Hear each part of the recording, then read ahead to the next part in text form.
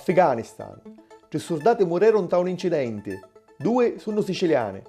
Scandalo in Germania, lo presidente tedesco sappa dimettere. Articolo 18, frasciare e trame di governo. Microcredito, la regione siciliana cerca di aiutare le famiglie. Benedica a tutti. Lo giorno 20 di febbraio, 3 soldati italiani perderono la vita da un incidente statale in Afghanistan. 2 sono siciliani, Francesco Currò di Messina e Francesco Paolo Messineo, originario di Termini. L'altra vittima è Luca Valente, di Gagliano del Capo, vicino a Lecce. Gli tre avevano a recuperare una unità bloccata per le condizioni meteo contrarie e si trovavano dentro un mezzo lince. Attraversando un corso d'acqua, lo mezzo fece cazzicatommoli e intrappolava alle 3 militari, insieme all'auto che si ferì. Le autorità indiane arrestarono 2 fucilieri della Marina italiana che si trovavano sopra la nave petroliera italiana Enrica Lex. Pare che allo mercoledì 15 i marinai scanciarono a 2 pescatori indiani per corsare e l'ammazzarono. Per la legge indiana risicano la pena di morte. Lo governo italiano dice che lo fatto succedeva in tali acque internazionali e per questo volesse che lo processo si tenesse in Italia. Lo giorno 17, lo presidente tedesco Wolf annunziava le sue dimissioni dopo che finiva sotto investigazioni con l'accusa di interesse privato in atti d'uffizio. Si comprometteva la fiducia. L'asso per risolvere la questione, disse durante la conferenza stampa. Lo giorno precedente la procura di Hannover aveva domandato la revoca della sua immunità. La cancelliera Merkel ringraziò il presidente per il lavoro fatto fino ad ora e disse che lo nostro Stato di diritto prevede che siamo tutti uguali davanti alla legge.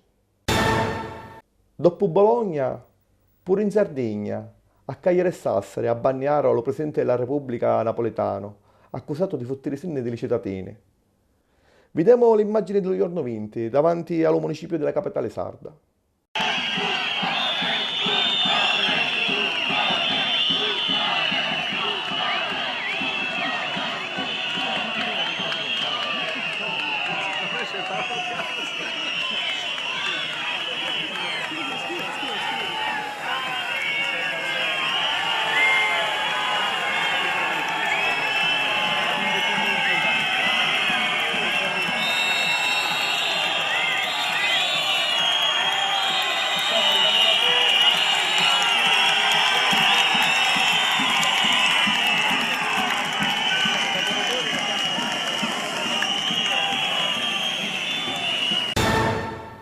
Articolo 18 è una norma di civiltà e soprattutto una norma dissuasoria, per questo non si può toccare.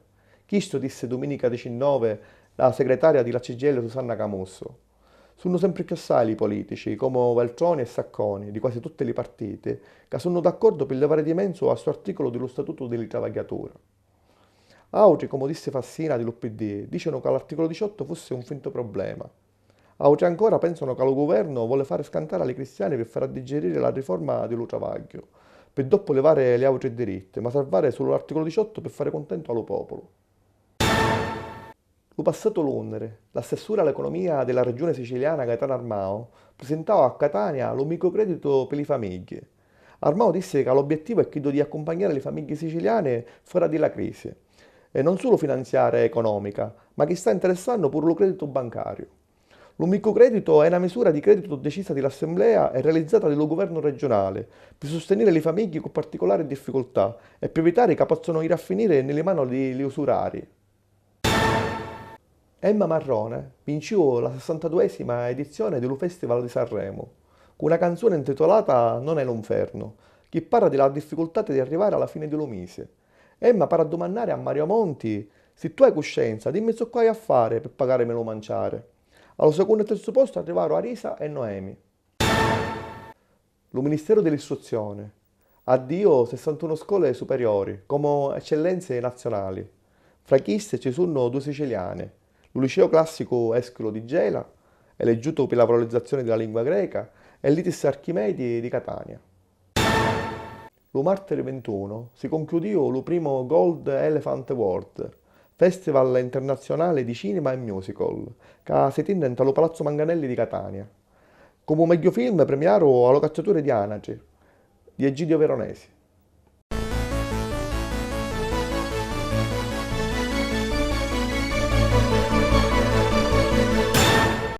Benica a tutti, palluni. Dalla Serie A sabato Lu Catania perdió a Turino per 3-1 contro la Juventus. Li catanisi signarono per primi cu Barrientos, ma dopo li biancuniuri arrimontarono.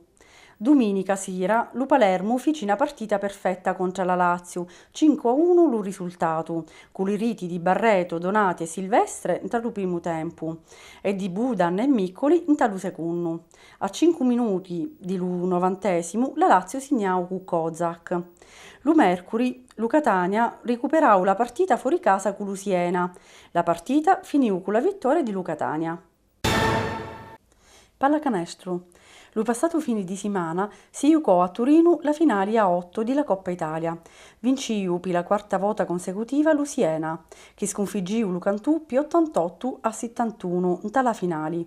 Lo meglio giocatore fu Anderson con 23 punti. In tale Lega 2, pure sta settimana lo Barcellona perdiu per un punto solo, 63-62 lo punteggio a Reggio Emilia per i reggiani. In tala 1 femminili perderu Alcamo e Priolo, che arrisicano di scendere di categoria. Ciclismo. La passata settimana Vincenzo Nibali si classificò secondo un talo giro di Loman. Lo siciliano vincì la quinta tappa, ma per solo un secondo non potti superare in tale classificazione allo slovacco Velitis. Lo 25 di febbraio a Messina si tiene la quarta edizione della Notte della Cultura, organizzata di Lu Comuni.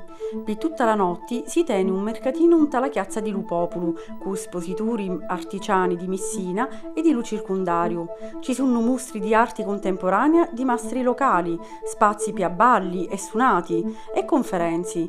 Tra di chissi, alle 5:30 in l'aula di Lu Consiglio Comunale, chi da di Lu professori Massimo Costa, Statuto Siciliano, opportunità da redi di la crisi. Lo 27 e 28 di febbraio a Catania, lo Teatro Metropolitan presenta Romeo and Juliet di William Shakespeare, con una nuova interpretazione secondo lo modernisimo di Lu 3D, con la regia di Claudio Insegno.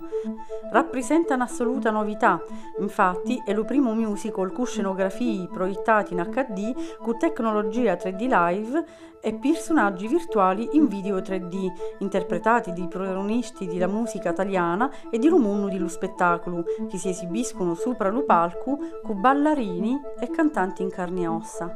Lo 1 di marzo a Cunigliuni festeggiano a San Leoluca, con una processione e la domata di falò allo passaggio della statua di Lupacionu, per strati della citati. Questo è tutto questa settimana. Ni vediamo lo prossimo venerdì. Salutiamo.